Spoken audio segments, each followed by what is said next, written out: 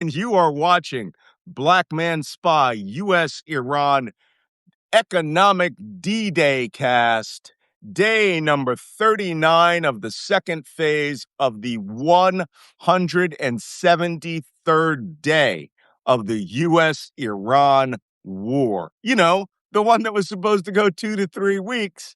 I don't know how many weeks we're in, but we're nearing the 6-month mark, which is just 7 days away. We will be at 6 months that this war started. And with me today, co-hosting, is Dexter Ingram, U.S. intelligence professional officer extraordinaire, former director of the Defeating ISIS Coalition et al. Counterterrorism guru, and owner of the owner of an amazing personal museum of intelligence, spooky intelligence shit. I don't want to see it. Don't be pointing back there at things that I don't own.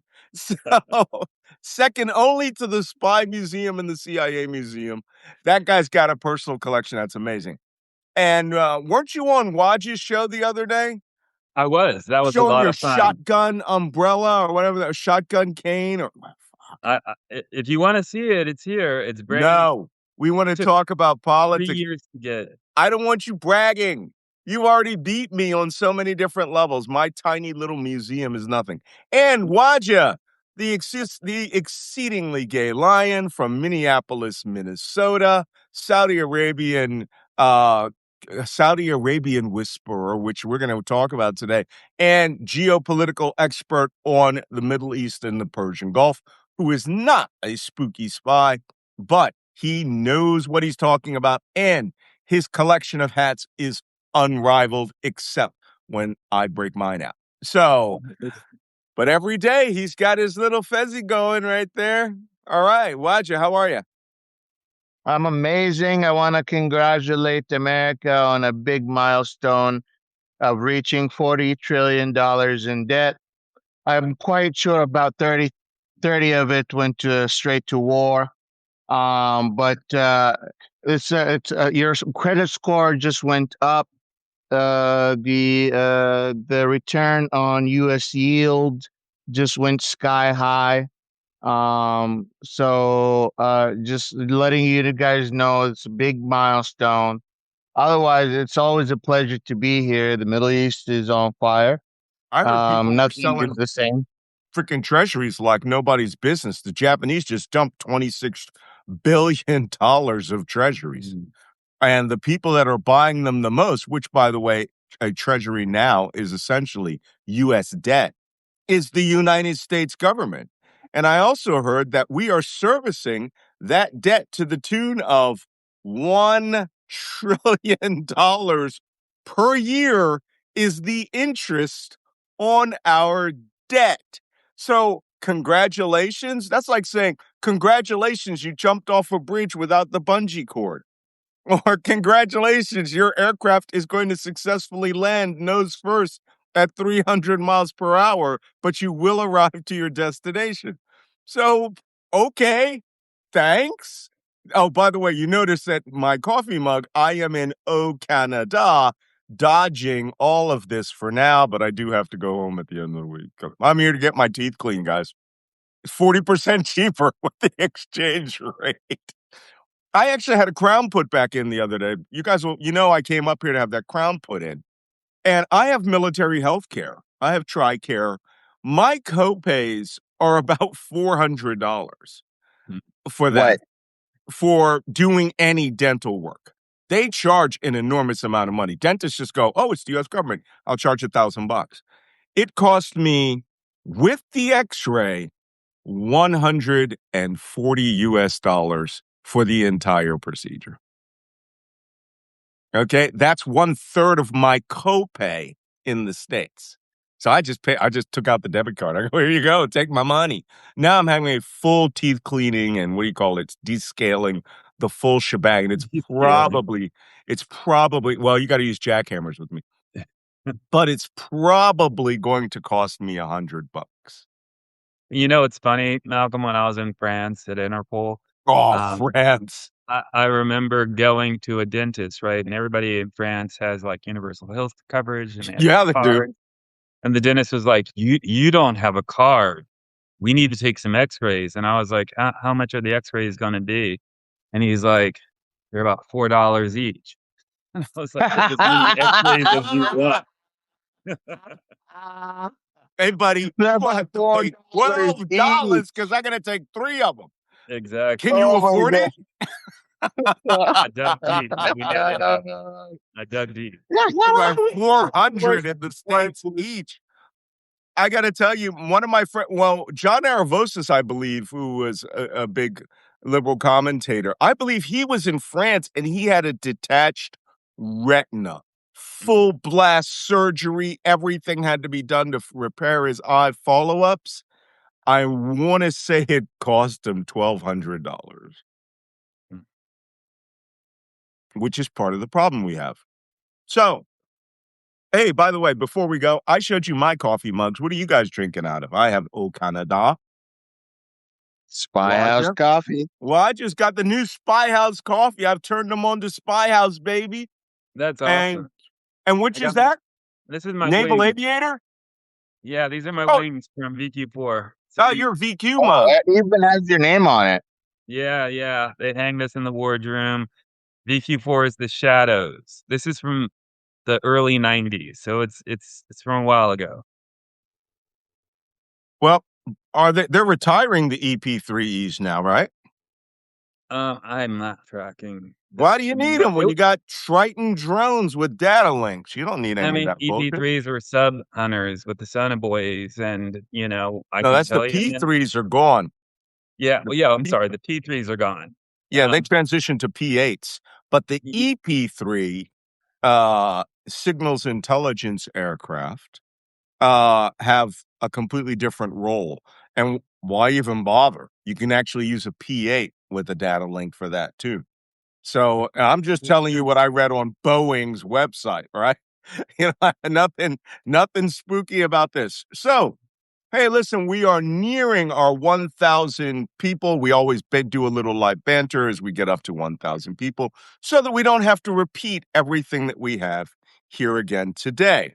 But boy, oh boy, has it been interesting to say the least. I'm going to have to use my laptop. I don't have a projection system today because I forgot my Apple adapter to HDMI. So I will have to actually raise the laptop up and show you these things, including a capital K crazy tweet from Donald John Trump, right? And of course, as usual, I'm amazed that on this tweet, he does not say praise to Allah. He actually says, thank you for your attention to this matter. So, for those of you who did not see yesterday's show, we talked about what we were seeing was the beginning, the penumbra of an American campaign that was talked about by Treasury Secretary Scott Bessent last Monday, that the United States would be carrying out an unprecedented sanctions regime against Iran. Now, this was preceded by comments that the Israelis made about 3 weeks ago, where they said the United States should carry out a massive, not just the naval blockade, but a ground blockade of everything going into Iran and everybody doing business with Iran. And 3, 2, 1, Treasury Secretary Scott Bessent pretty much announces that last Monday, which was his hint to his buddies in the stock market to start buying shit up so that you can sell it the minute that they formally announce this. Well, last night, they have formally announced, President Trump announced the United States is carrying out an unprecedented, I will read you the tweet because he's crazy with a capital K, and or I should say, like, what do they say on Brooklyn Nine-Nine, right? Crazy. No, you don't understand the strategy, Malcolm. I He's don't. going to build a wall around Iran and he's going to make Iran pay for it. The economic wall. So Scott Besson announces this on Monday that, look out, we're going to be doing the greatest sanction regime in the history of the world. And we're like, I think the joke that I made was, you mean like the siege of fucking Jerusalem by Salah ad-Din or the siege of Tyre? I mean, what kind of siege are we talking about? Are you going to be launching infected bodies back inside of Iraq? You think that this hasn't been done before? Okay, this just like, they have this bizarre lack of history that this is the greatest economic sanctions on the history of the world. Nazi Germany, bitch. I mean, you think you're the only people in the world? We had the Axis and the Allies. Germany could only do business with Italy, Japan, and Argentina for the most part, and the countries that they conquered. The world was strangleholding them. Japan, on oil by the United States, actually caused the attack on Pearl Harbor. Maybe somebody should, never mind. Reading those BUK things, right? Books. They have no earthly idea what they're for, but they look pretty on the wall behind them. So, the next day, which was Tuesday, we hear that the United Arab Emirates, without any verification whatsoever, claims Iran fired 2 ballistic missiles at the country for the first time since like April, May, June, July, August, 4 months ago. Long ass time for ballistic missiles to be fired at it. And let me see, that was not yesterday. That was 2 days ago when they made that claim. Yesterday, Abu Dhabi announced, the United Arab Emirates announced, after supposedly dropping $3 billion on an airplane and flying it to Tehran, that they were announcing that they were implementing a full-scale embargo against Iran for firing those 2 ballistic missiles at them. I find it fascinating that they did not announce this full-scale embargo after Iran had fired 550 ballistic missiles at it and 3,000 drones. But 2 supposedly set them off. However, there were no ballistic missile warnings or attack warnings in the United Arab Emirates. There were no launches or intercepts that anybody can say. And the UAE is saying that the missiles misfired and landed in the Persian Gulf somewhere. Then immediately announced these economic embargo, which now most political observers believe it's not a false flag. It was a fake operation in order to help Donald Trump lead into his total economic warfare strategy against Iran. Another thing we had noted several times during this show is that the entire Iran, US, Israel, Iraq, whatever war, the cargo boats between the United Arab Emirates and Iran never stopped. Never. Every day, dhows by the dozens were going from Dubai Creek and Jebel Ali and moving everything Iran needs. Guys were shopping down at the Gold Souk and going over to the Carrefour and filling it up with televisions and refrigerators and microwaves and Samsung, products, and then going back in their little dhows over to Bandar Abbas. Every day, we could see literally lines of them back and forth all day. Apparently, the UAE has had enough of that, and they are putting sanctions, no boats to Iran. Now, that leads up to today. Those were the things that were apparently precipitating it. The first one was the Israelis saying blockade Iran on all sides. And we talked about that. 7 countries. That doesn't include the Gulf states. That's just Iraq, Turkey, Armenia, Azerbaijan, Russia, Turkmenistan, Afghanistan, and Pakistan. That's every country that's surrounded. And so long as there's a buck to be made on 93 million people, they are not going to stop moving flour. Even Turkey is going to be pretending like nothing's moving across the border. So today, Donald Trump announced economic D-Day has arrived. That's today. Day 173 of the war is economic D-Day. And we ain't joking because we already did the military D-Day 173 days ago. But now we're serious. Full economic blockade on Iran. Let me read the tweet, and I will ask you gentlemen to comment on this. Oh, help me, Jesus. No one has given the Islamic Republic of Iran a greater opportunity to make a deal than me. If I shout, it's capitals, okay? Tragically, for them, they have failed to take it. Therefore, today, I am announcing the most crushing economic operation ever taken against any country in the last 173 days. No, I added that part. That's it. The most crushing economic operation ever taken against any country. This will be economic warfare and isolation on an unprecedented scale.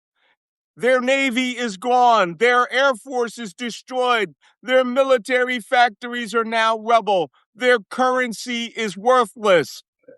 Let me make a little comment, except inside Iran. And their country is hanging by a thread.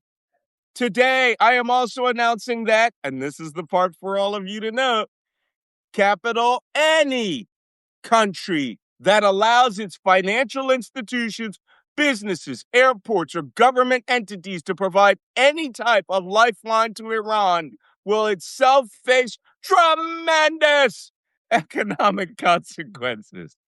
Oil smuggling, swap lines, cash transfers, exchange houses, ship registries, front companies. It all needs to stop now. You know who you are. This will be an economic D-Day. And we need all of our allies to stand with the United States to isolate and defeat the Iran threat. These maniacs are on the ropes. And these historic measures will cripple them and their ability to project terror worldwide. Iran will never have a nuclear weapon. Thank you for your attention to this matter, President Donald John Trump. Who's he talking to? Dexter. I mean, What do you think? he's already isolated all of our allies. We didn't plan this. To me, to be honest, I remember years ago walking in DC and hearing some young staffers who just started saying, this Sunni Shiite shit, they should just squash it. And I was like, y'all really have no understanding of the history and the dynamics of Sunni and Shiite.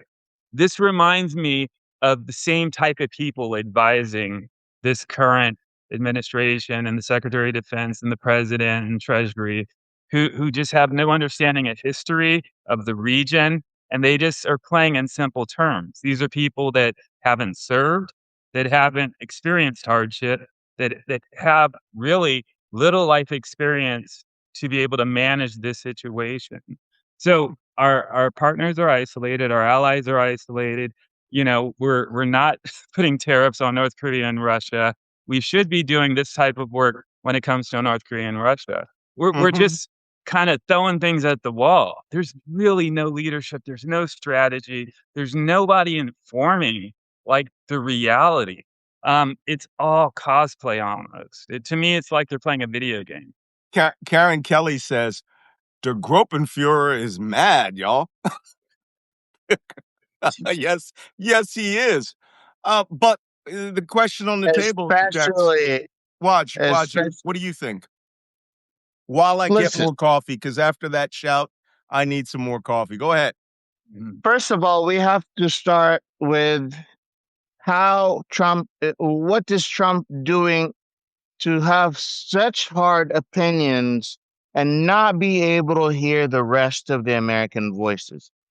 Report just came out that his stenographer, his close aide, I forgot what's her name, that traveled, yes, that went that he chose to leave all of his important stuff and Air Force One to be targets for Iran, and he chose her to come with him.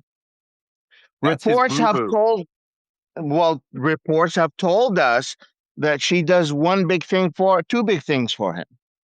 She only finds good things that have been said about him, prints it out, and gives it to him. Mhm. And she types all of his tweets. So you no longer see the mistakes that you usually see Trump and typing, because she types it all for him. But Bro, there's more important stuff that led to this point. okay. I was just going to tell you, she does one other really big thing Oh, that no one else does. now that I don't That think that's my business. that's changed he's wearing those space shuttle astronaut diapers now. All right. These are real diapers contracted by NASA, and they look like a seat pad, a rectangular seat pad. And they wrap around your body, but they also go all the way up almost to the small of your back. And if you guys saw that image of Trump the other day with that rectangle up his ass, that is a like SR-71 and U-2 pilots and astronauts on the shuttle, they wear those and they can wear them Mhm. for like days. Yeah. That crazy But astronaut who went nuts to go kill her boyfriend's She drove to girlfriend. Texas. Yeah, Yeah. that she drove 12 hours wearing one. Yeah. oh my That's God, what Trump. So Natalie Harper, it is alleged, changes his diapers, y'all. that's crazy. And From an intelligence there was perspective, that is valuable information for our opponents to two know because it tells you the measure of idiocy and insanity that's going on in that White House with a geriatric old man. Please watch it. in the last 4 days, two big events happened that really pushed Trump to this point, in my belief. Hit me. One, the Gulf states have put Trump in check. They told him, forget about any of your goddamn talks until Oman and Iran finish their goddamn talks. Hmm. So, whatever peace talk you want to have with Iran, we ain't doing anything about it. Your threats toward Oman, you need to shut the hell up. Mhm. Like this, they put him in check regarding that. The other thing is regarding Jared Kushner going to meet with Netanyahu. Jared Kushner, Again? that used to give up his bedroom, right? So when Netanyahu used to visit the United States, he used to stay in Jared Kushner's childhood bedroom. What? Yes, when Netanyahu used to visit the United States, he used to visit the Kushner house, and Jared Kushner used to be the one that gives up his bedroom, and Netanyahu used to sleep in Jared Kushner childhood bedroom. So the Wait. connection He between, sleeps in the little race car bed? Does he play with all yeah, the G.I. Joes? I'm not sure, but he would love to. That image is in my head now. Anyways, so the connection between Jared and Netanyahu goes way back. Whether he has any animosities toward Netanyahu for taking his bedroom as a child or not, I don't know. But No, he doesn't. uh, the reality is that the Kushners and Netanyahu has deep relationship, and the White House has privatized its foreign relations, specifically when it came to Israel. They no longer use the State Department to send the U.S. experts on behalf of the United States to do any of the talks. They send Jared Kushner, Well, they've and that gotten rid of is the experts. They gotten rid of them. Yeah, You there are know? none. If you're not a sycophant and somebody that will kiss the ass of the bosses, all of them, straight up the chain of command, you're not allowed in. And that, by the way, leads me to this belief that Trump made this comment that they are on the ropes. If you guys remember, I interviewed Brett Erickson about 2 weeks ago on the Black Men Spy podcast. That guy, young, geopolitical risk, but he specializes in economic warfare. And he's like, where are they getting their data? I mean, none of what they believe is happening. They believe Iran is on the verge of financial collapse and that, that it's the Warsaw Ghetto. Kids are starving on the street and there's the economic stranglehold of the blockade is destroying them. They believe that. And I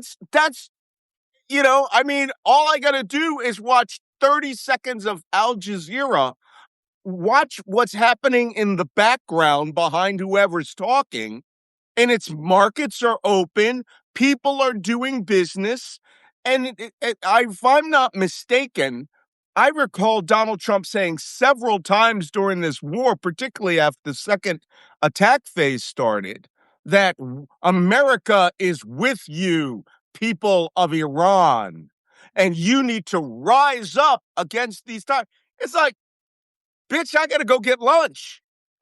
you know, they live in this economic fantasy world.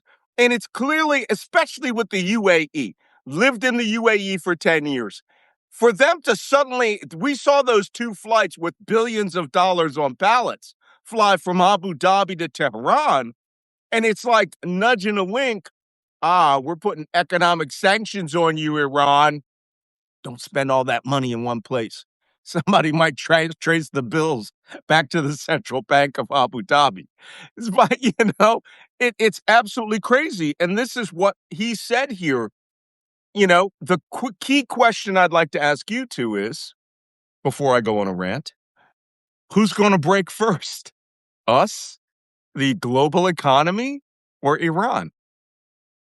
I mean, there's no telling what we're going to do because it's just kind of not based on reality. We thought we would have total, military destruction of their offensive capabilities. We thought there'd be a coup internally. We say now we're going to cripple them when it comes to their economy. Everything is based on some kind of monopoly chessboard that is not in any way looking at history, that is not understanding the dynamics of the region. And what I see him doing and us doing is kind of continuing to double down. And then this is because people are advising him that really have no clue what they're doing. Hegseth's gotten rid of all his key commanders, the combatant commanders, Secretary of the Navy, he was a political appointee, anybody. Are you talking about Hung Kao? What'd you say? Hung Kao? No, this was the previous guy who got fired. Just got fired. Just got walked out. For injecting reality into this. Yeah, exactly. Hung Kao, who's current Chief Secretary of the Navy, believes in fucking witches. Yeah, that's my point.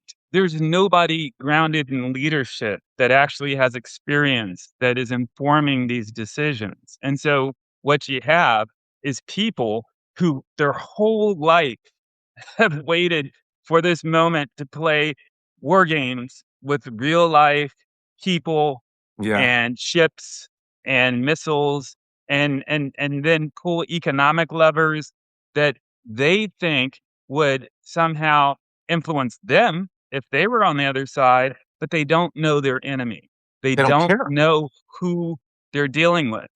And so what they keep doing, instead of losing in their minds, is doubling down. They just keep going further and further. It's like a gambler who's in Vegas and you just lost your car. You just lost your kids' college money. Now you're about to lose your house. They can't stop. Good analogy. That's it. Waja, I'm sorry, I'm thinking Jacob. Waja, what do you think? Because that is a very good analogy. I like to say drunk monkeys with machine guns. That's the military phase. Now I've got drunk ass monkeys doing meth, rolling dice with the kids' college fund. So Waj, can you hear us? Waj is having audio problems, I think. Yeah, I think this coupled with Raj, when you're back, let me know. I'll... Yeah. So the key answer. There you are. Who's going to break, Waj? Us or them? I think, like Dexter said, that the U.S. is very unpredictable at the moment. What is very predictable is the actual oil reserve that we have that we are running out of. As soon as that is gone, we really hit a wall. To the point that Trump went to Canada, went to on his knees the last day, last few hours before he implement the 50%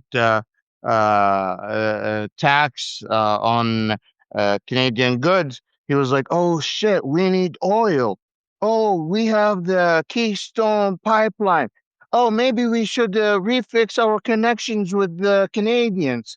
Oh, okay, no, Oh, forget it's about all Canadian these oil? stuff." Yeah. Oh, So like shit. you so stupid, right? So many of these things could have easily prevented. I really believe would happen is the world economy falling apart. Look, this Ugh. is not what is for sure is the world economy is falling apart. Korea is no longer able to afford what it needs. China, in order to get more diesel that they currently need, they need to consume more oil. They need to consume gasoline, in order to refine the diesel. And there's a world shortage of diesel. So as soon as China start using their gasoline, the prices of gasoline goes up. So we are just at a situation where everyone is at loss. And the Gulf states at this point doesn't matter to them how much it costs. It doesn't matter how inconvenient it is. They want to find any solution to get their oil out of the Middle East without using or depending on the Strait of Hormuz. That is everything they're doing at the moment. Other than trying to fix the situation, We other s- alliances, they're looking for options. we said yesterday that the two largest Chinese shipping companies, Costco and CMS, yesterday announced that they were no longer using the Strait of Hormuz or the Bab el Mandeb for shipping, which means that they're going to buy all their oil in Yanbu. They're going to put half of it on the Sumed pipeline that goes through Egypt, Suez Mediterranean pipeline. The tanker will go through the Suez Canal half filled, come back out, pick up the oil near Alexandria, then go all the way around fucking Africa. Well, you know what they need? They need predictability. Predictability allows their shareholders and the market and the customers and everybody to kind of make informed decisions. And what you have right now is chaos. There's no predictability. Chaos can be good sometimes when you want to be that wild card, but it's not good long term. It's not good for your allies Yeah. and it's not good for your enemies. And you can predict 48 days. Yep. You can go, okay, that tanker, they will now start coming in 48 days as opposed to 17. And if they come faster, awesome. But right now, we're going to put, and because China has a buffer, I believe they have like 1.5 billion barrels in their national oil reserve. And they're still not exporting any diesel or any petroleum product that is refined is not allowed to be exported out of China. So they are keeping their economy running. But like you said, if they know that that tanker now is going to go all the way around Africa to Asia, and we know it's coming in 48 days, and we get a conga line of ships going around, not only that, they'll be buying from freaking Nigeria, they'll be buying from Angola. There's a country you guys might not have known has oil. So does Mozambique. All of these Portuguese protectorates, for some strange reason, had oil, or I should say colonies had oil. We're going to get it in drips and drabs from everywhere. The Iraqi, what is it? The Kirkuk to Tartus pipeline that the Iraqis are doing, those trucks of oil that are now like a continuous stream of headlights all the way across Iraq. China's going to get it from anywhere that they want, which leads me to the most interesting component of Trump's economic D-Day warfare plan, where he says they will sanction anyone doing any business using any of their financial institutions, banks, companies, whatsoever, right? What they call the most crushing economic sanctions in the world. There's only one country, well, two, that are doing that. And those two countries Exactly. are China and Russia. And you and I both know he's not going to fucking say a word about Russia. But if this is really a warning shot to China, who, if I'm not mistaken, he went to China to blow President Xi for a week. And he was on his Who knees said half the time praising him. Explain this to me, gentlemen, what do you guys prognosticate China is going to do? I mean, what? China is, go Who ahead. said that the Chinese and the Iranians are using American financial system? No. That's They're not the question. literally That's not what Trump what? said. All right, let's go back to the tweet. If you read it, Trump said any country doing business, which technically is the meaning of sanction, right? When you sanction one country, no other country is allowed to do business with it. And if they sanction break, you will sanction them. And I will read it to you again because it really is about China.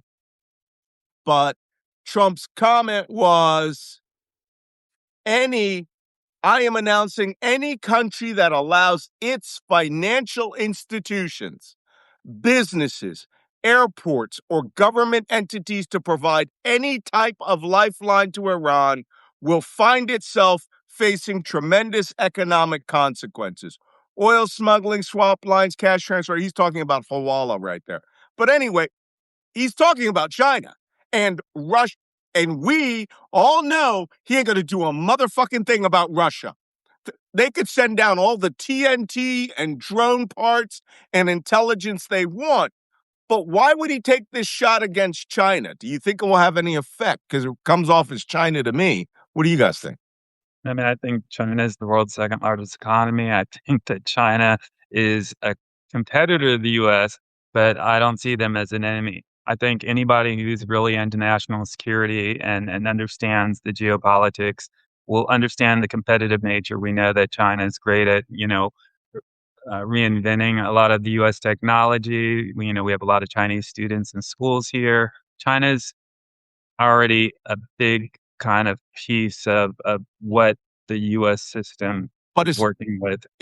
did Trump just declare war on them with this? No, I think Mm. it's all You think he's misguided. going to turn a blind eye and go, "Oh, it's not China," even though Well, we know it's China?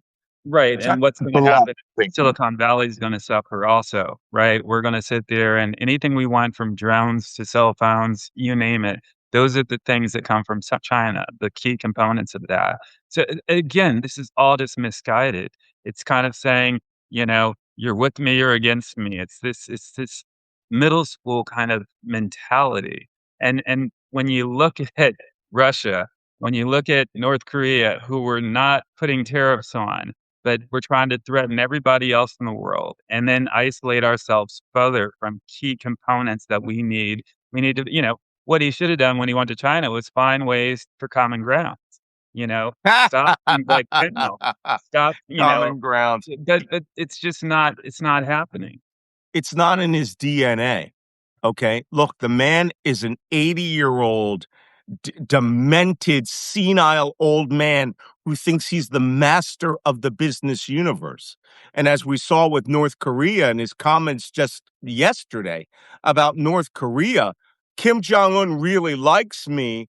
And he's making decisions on the basis of the praise Kim Jong un gave, where he said he didn't like Obama, he didn't like Biden.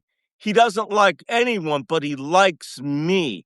And now he's fucking limiting the possibility that U.S. will defend Korea in a major war, which, as we all assessed the other day, Korea, if they don't have a secret fucking balls to the walls atomic bomb development program and announce that an atomic bomb, has been developed in the next couple of months, I will be very surprised. Because Trump came out and said yesterday, North Korea has 57 beautiful atomic bombs. The fuck is wrong with this guy? And Listen, he thought he was like giving them something that North Korea didn't know? Or was he doing Baba the dirty work Tom, of Kim Jong un? You I'm know sorry. that Baba Tom, and and Kim would make a beautiful couple. I get a cute aggression feeling from both of them. When you see, I believe Trump would talk way more with Kim than he would be talking with Melania. The reality is that he loves dictators. He wants to be a dictator, and he would love he love decisions on the spot. Didn't you see when he was at NATO? He was like, "Oh, in fact, canceled all my meetings with Spain. Yeah, yeah, I don't like them anymore. I don't like them anymore." On the spot, like while he was yeah, and then when they won the World Cup, and he wouldn't leave the stage. You know, that was my job, actually. When North Korea tested its first nuclear weapon, Oh, I got a phone jeez. call from the Secretary of State asking me to come up with a way to stop North Korean nuclear proliferation. And I traveled 100,000 miles that year, looked at air, land, and sea routes. You know, none of this is classified because I'm not going into specifics, but we came up with a plan. We had to be educated on what each role our partners could do, what each role our U.S. interagency and our military could do, what our Department of Energy and technology capabilities were, and kind of be thoughtful in rolling out this ecosystem to really contain North Korean nuclear proliferation, whether it's material, equipment, whatever it may be. That was literally Yeah. my job. And when you're doing your job as a professional, you don't highlight yourself. It literally was years ago. And I didn't think of it till probably 7 years after the fact. I was like, that was pretty intense. You know, we did something really, really big. And I kind of coordinated that. And then I see Pete Hegseth going to Iowa and campaigning. What Secretary of Defense campaigns in the middle of a war when you have a crisis on our lead aircraft carrier group? You have 3 destroyers and a carrier that have been gone out to sea all year. They were supposed to be there. We were supposed to be winning in a few weeks. And then, you know, these cosplay folks behind the scenes too, and I hate to keep saying that word, but I don't know what else to say. These keyboard warriors who are like, "This is our military, suck it up." You know, Uh-huh. the reason we only have 2 destroyers replacing our current carrier group is because another one in the South China Sea lost power for almost a week Yeah. earlier, and that meant no air conditioning, that meant no running water. Mhm. These are men and women, 330 people on each one of these destroyers. These are sons and daughters. This Yeah. reminds me of 25 years ago when we had an EP-3 go down in China because a Chinese MiG hit it. I was on the news talking to some wacko who was like, they should have just crashed the plane and all died because, and I said, this isn't James Bond. Right. People see these movies and play these video games and think of it in some far away kind of unrealistic approach. And you gotta be able to sit there and say, okay, in a grounded way, this is why we're doing what we're doing. Hegseth's not a leader. You know, What Secretary of Defense campaigns? but Dexter, people like your calming effect on this show.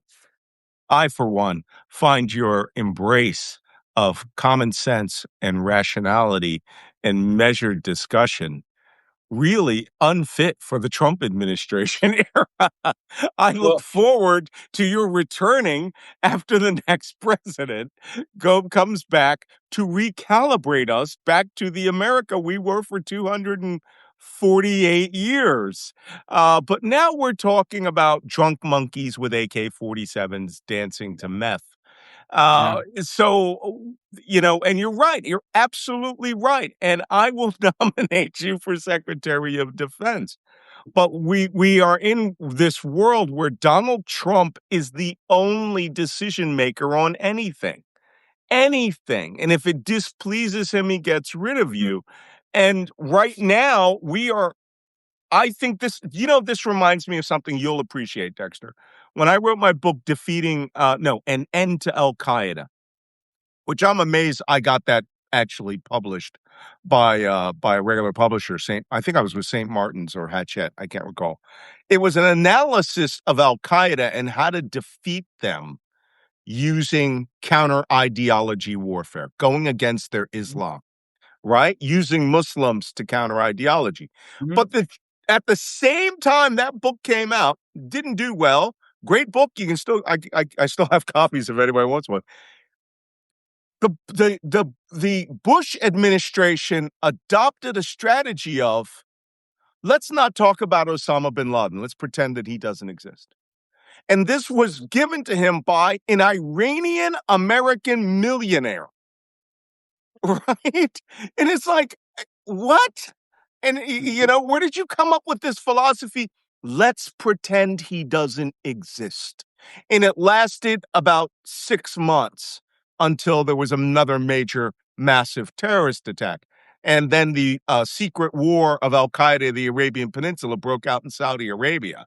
That's when people were like, oh, yeah, I guess we still got to pretend he's still around. That's what this economic warfare strategy looks like to me. Let's pretend the world's economic well-being is going to collapse. There's a fantasy that we talked about yesterday.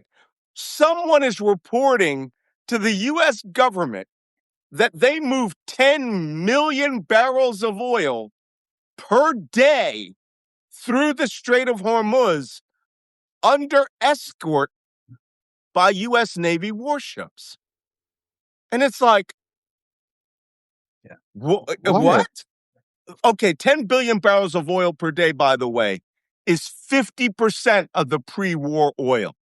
We happen to know because there are people who can actually count the ships.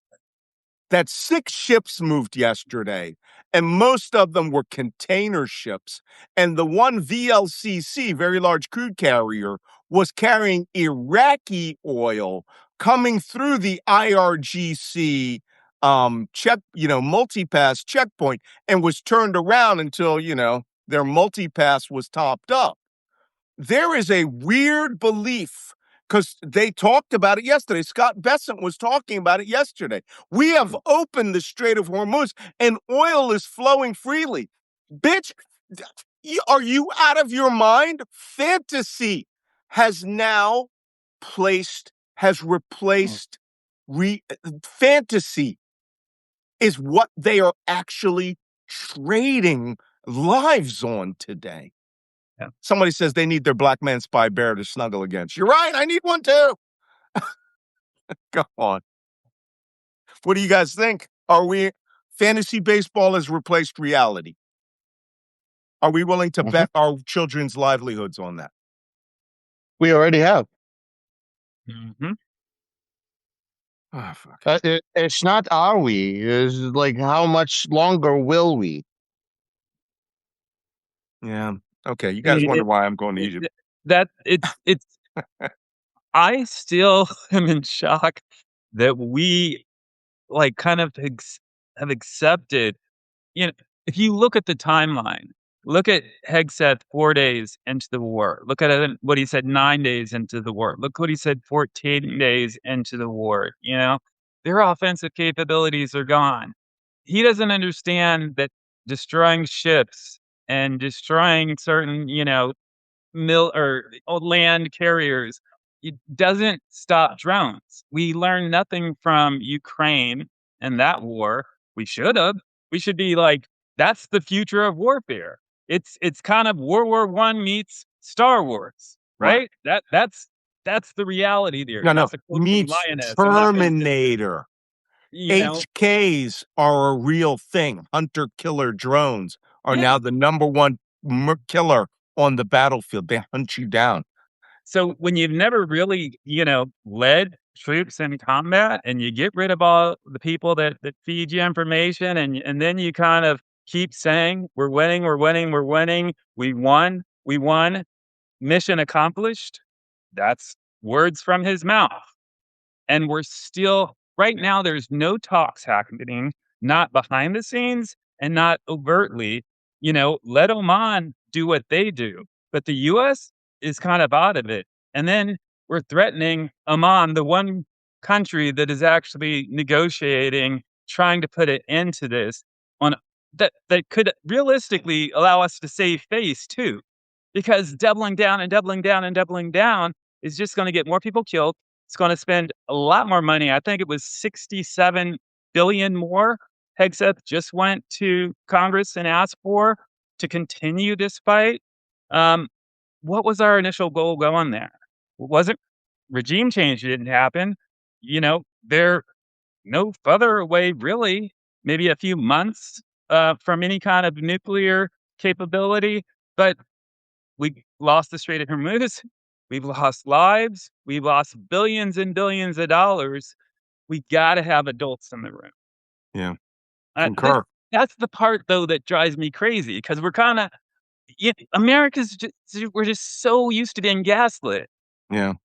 Well, to make things worse, okay, now that we have declared an economic warfare open on there, and I advise you guys to go follow Brent Erickson on Twitter. Young guy, but he really understands the economic intelligence aspect of this. And he's pulling his young frothy hair out where he's going, the fuck, it's already not working. Right?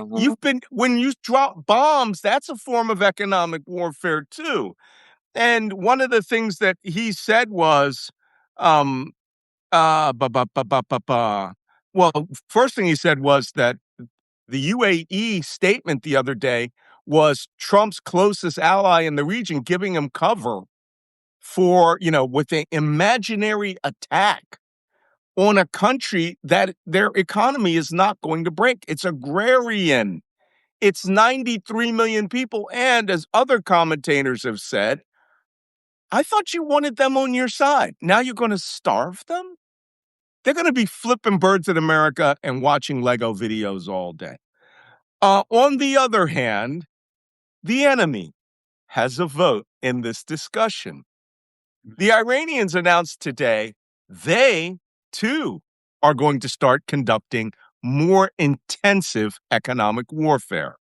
And they are going to counterattack America's blockade by striking every fucking oil and gas tanker that violates their blockade or their control of the SOH and the Bab el Mandab waterway. So, interesting thing happened. About 6 weeks ago, we noticed that the Yemeni armed forces, out of nowhere, after the Houthi leadership was forced down in Sana'a and forced to go to Hudaydah when they blew up Sana'a airport by the Saudis, that the Yemeni armed forces suddenly got frisky and that the Yemenis started carrying out operations all around the edges of Houthilandia, as we like to call it. I actually have maps for you guys today of the control areas of Yemen. But we also saw the Yemeni Air Force, which hadn't flown for years, was suddenly carrying out airstrikes. And at the same time, things were going on in Iraq. And then we hear that the government of Syria was asked by Trump to invade Lebanon to go after Hezbollah. And we were like, oh, you mean proxy warfare is happening. But the Houthis aren't idiots. Give me one moment. I will bring up the map for you. The Houthis, not being stupid, understood that the United States, Saudi Arabia, and other allies are deciding that they were going to make a push for Yemen to get the Houthis at least far away from parts of Yemen that they had captured.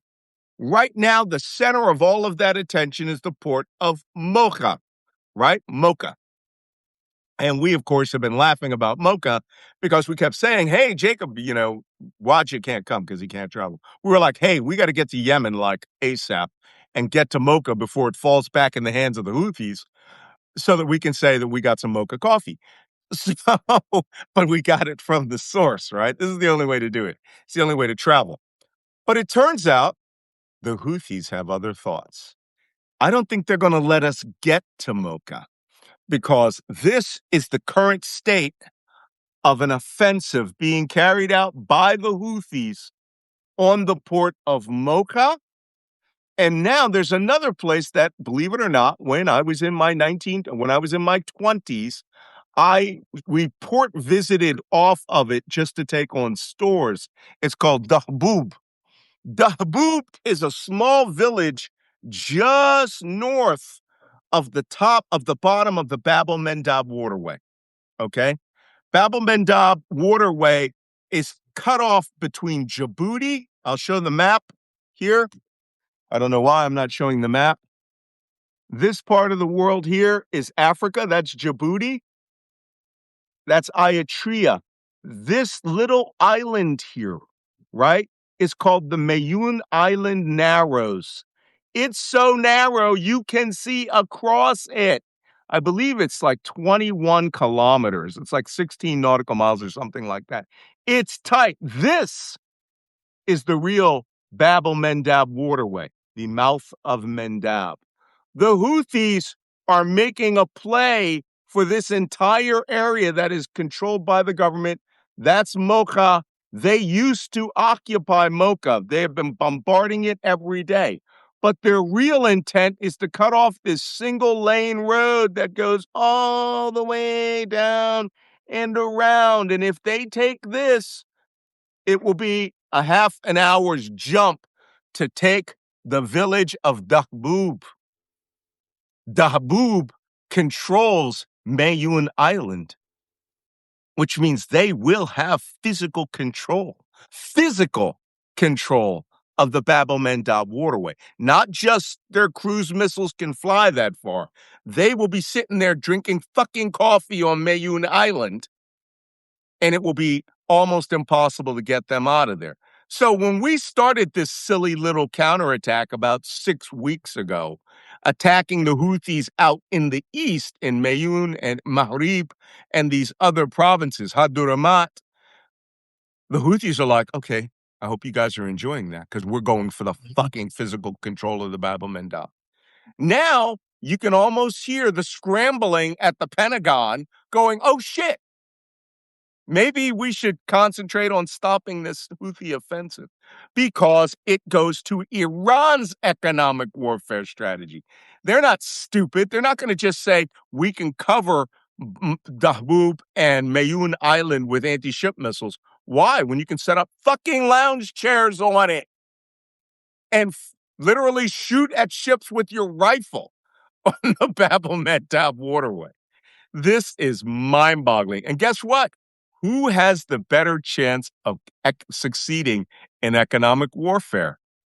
Iran closing the Bab and the SOH? Or the United States closing off 7 other nations who all are making money selling things to Iran? What do you guys think, Waja? I said that Bab el Mandab is since day one I was on the podcast. I said if there is a next escalation, it would be Bab el Mandab. It wouldn't be any time today, but it would be sometime in the future. But the Saudis had a 4-year ceasefire with the Houthis after they had their ass kicked for so many years going at war. Uh, the Saudis were pushed by one reason or another to have this proxy war in Yemen. Trump actually did not want to go in and support the Saudis and this conflict during this time. This was as soon as 2 weeks ago. The it's like that's not my business. Even though he asked the Saudis to go in and prevent the Houthis from moving from one airport to another inside of Yemen. This when I said the global economy will break before the U.S. economy, this is exactly why. The 12% of the entire global economy, not the oil market, the entire global economy passes by Bab el Mandab. Houthis yesterday, and I said this on the podcast, said they are working on a plan to actually take full control over the Bab. And they have already prevented 56 Saudi ships from entering or exiting the strait. This is a very precise capability. When you do something like that, you are showing your capabilities of what you can do. And then you take full control. And because you were showing us your capabilities, and the world is not acting about it. We were discussing a second ago, Dexter's like, when are we going to get some adults in the room? At this point, I think children in kindergarten would have done a way better job than any adult in the room. We've had world leaders sit in the room. We've had members of Congress, we had members of the Senate that are supposed to show us checks and balance, constitutional events, some sort of standing up. They're supposed to show us leadership, and none of them are showing up with anything. So we have adults, we have elected leaders, we have world leaders, and yet none of them are stepping up to the plate. For some reason or another, they're all worried about their seat more than the actual stake. No one is recognizing that the current situation that we're in is so dire, it could lead to the destruction of the global economy and could lead to World War III, whether we like it or not. Yeah, and the Houthis claim they have hit 8 tankers, 8 Saudi tankers in the past month, as part of their blockade. And then I'm not one for politics. I am, but I don't normally try to talk about it too much.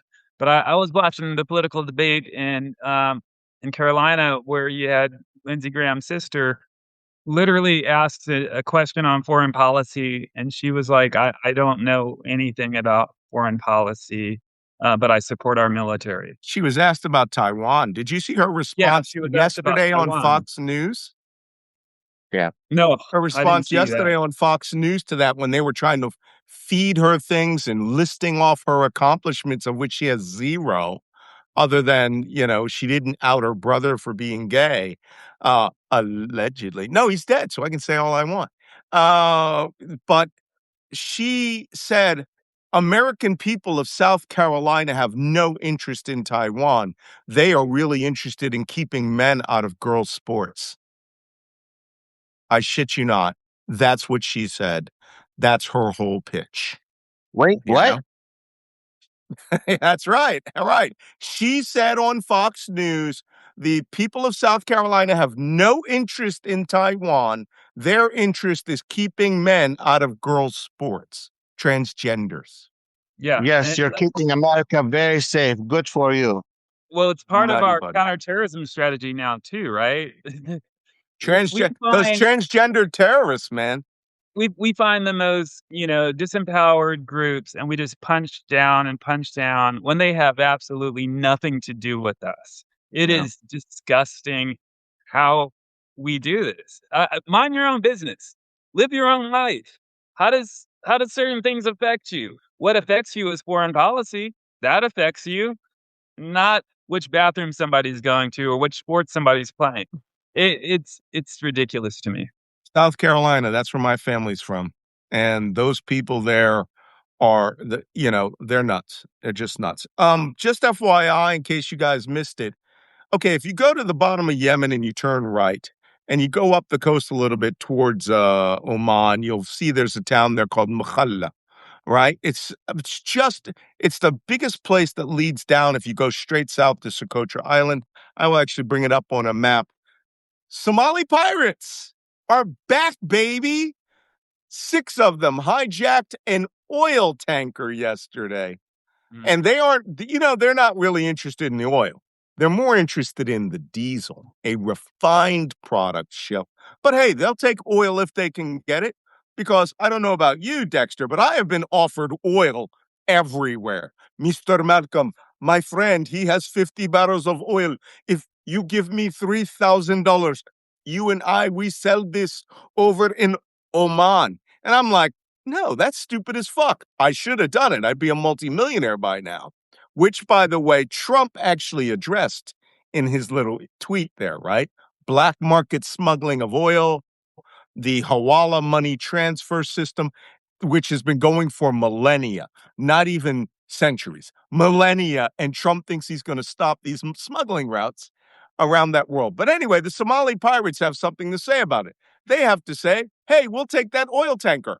So yesterday, they took that oil tanker, and it is now not under the control of the captain, but is headed west to Somalia. So those guys are active too at the same time that the Houthis are carrying out an offensive to take the Bab el Mandab waterway. By the way, Mayotte Island, for those of you who are mariners, you may not recognize the name, but if I say Perim Island, you might recognize the name. And I've since learned that the Emiratis, and it is alleged the Israelis, have taken over that island. There is a new air base on that island that the Emiratis built during the 2015 to 2018 war. But as you know, everyone is saying the Israelis are setting up in Ayatria and in the port of uh, uh it'll come to me in a moment. I'm having a senior moment. Uh in Ayatria and on Perim Island, Mayun Island. What's And it's now what's with the considered off UAE? limits.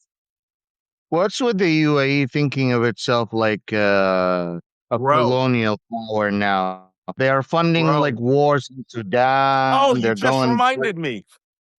Listen, this started, okay?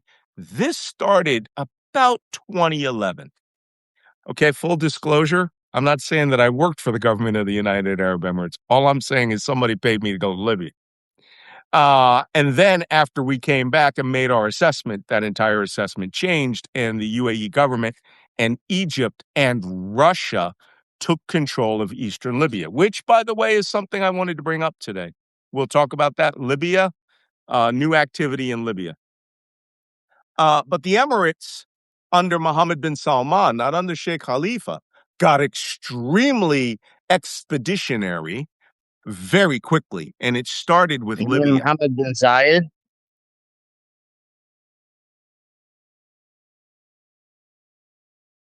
Malcolm?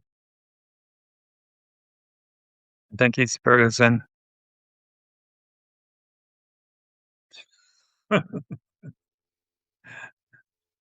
Malcolm. Blessed what?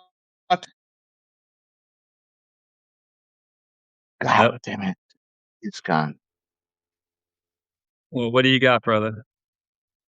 I'm generally wondering, do you know anything about this new UAE becoming more like a colonial power than like being just focused on like its financial like funding? He goes, I'm coming back. Cool. Yeah. Right now, outside of the economic blockade that the UAE is joining the US in, that's what I'm tracking with the UAE at this moment in time.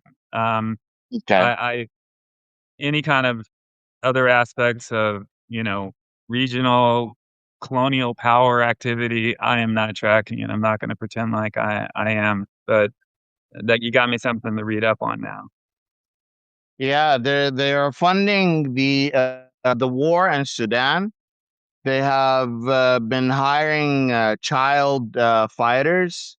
It's getting bad, and no one is talking about it because other shit is happening. Uh, but I definitely think it needs to be on the radar to be discussed because more and more UAE is taking the Saudi old position of having so many proxies in the region.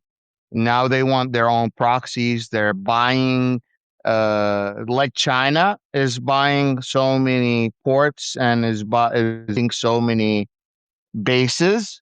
UAE is doing exactly the same, but they're focused on ports. They're building so many ports around, buying so many ports around the world.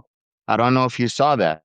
Something, some sort of strategy that I'm still haven't gotten my finger on when it comes to the UAE that is not on a lot of people's radar. This is part of, like, the bigger issue. When the US is no longer leading, when it's no longer seen as that body. When I led the Defeat ISIS coalition, the reason it stayed together, 89 partners, including, Morocco and France and Turkey and Interpol and EU, was because of US leadership. Once we decided this was no longer a priority for us or we didn't see it as a real threat, we backed out. The coalition is still there, but they don't meet like they used to. We don't coordinate like we used to. The threat, the foreign terrorist fighters, the financing, all of those things are kind of starting to kind of creep back up. And when we are so involved in a situation like Iran, we take our eyes off the prize. Number one, we deplete our resources. You see what's happening to the Abraham Lincoln, see what's happening with the destroyers that are following it. Um, we're sitting there threatening China inadvertently, well, advertently, but without saying their name exactly. And situations like Sudan and UAE kind of continue to grow because the real experts have gotten fired from the State Department. The leadership of the Pentagon has gotten fired. We're not coordinating with our allies. And this just metastasizes, excuse me. Um, it's going to get worse. It's something that, you know, the more we don't pay attention to it, the more we're kind of unfortunately putting lives on the line and wasting money. We're going to see other things like this around the world creep up. And in the next 3, 4 years, it's going to be just a bunch of really dangerous hotspots that we've stopped focusing on. We don't do counter messaging like we used to because we say everybody has a voice, every truth is true. Well, that's not true. Certain things are lies. They used to send me to Mongolia to counter Russian propaganda because Russia would say things like, "You never told us there was going to be a terrorist attack," and I would show up and say, "Yeah, right here. This is me telling you there's going to be a terrorist attack," and they would say, "Oh, okay."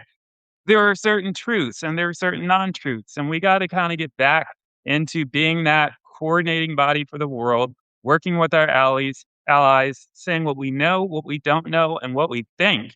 And, hopefully we'll build back some trust, but it's going to take time and it's not happening right now.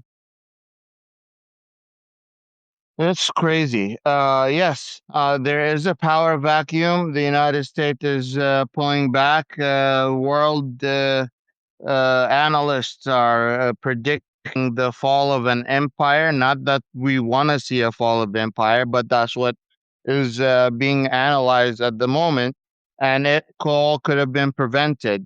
I said this a week ago. If we would have learned anything from this war, we would have learned that the strongest country in the world can become the weakest with a strong man. Yeah. I mean, and especially when you have folks that are more self-interest than the mission, the country, when you serve the mission, and the mission should serve the people and the country. Right now, we see people making a lot of money. We see people suffering. We see prices going up. We see people losing jobs. And we see relationships internationally being broken as more hotspots appear. And it's pretty straightforward. This isn't, you know, for the people. And I think we got to Malcolm, do a better job. Malcolm says he can't sign back in. So let me do some business here real quick. Guys, we really want to help Dexter out. So if you got a second, if you got an extra dollar, I need you to subscribe to Dexter. The algorithm on Substack works on paid subscribers. We've only gotten a few paid subscribers. He deserves way more. Will be dependent on your financial support to make his content something possible for you guys. We do this full time, so you don't have to do this full time. We are the specialists that give you the full fact without filtrating or pulling back or summarizing. I think what is missing from the news is the full facts.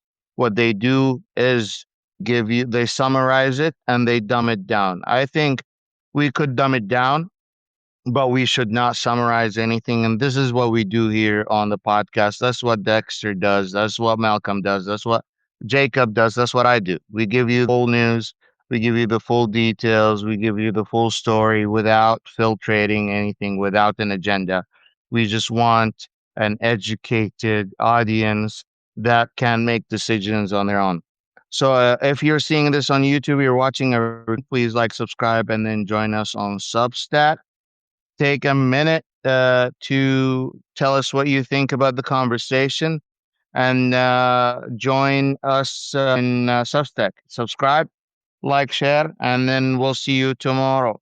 As always, I always like to say, you may not fuck with politics, but politics will always fuck with you.